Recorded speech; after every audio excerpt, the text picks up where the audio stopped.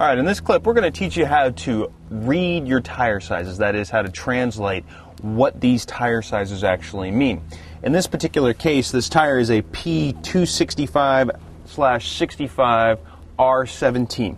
The P, the first letter, actually means passenger tire. In the consumer world, there's about two different ratings you're going to be dealing with on a daily basis.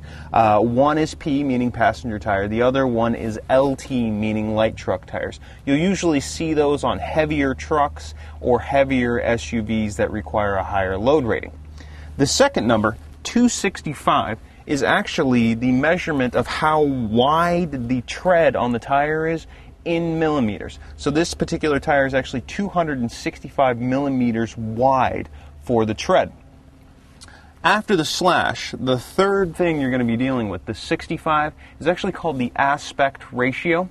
That means that this tire is 65% as tall as it is wide. So it's actually 65% of the 265 millimeters.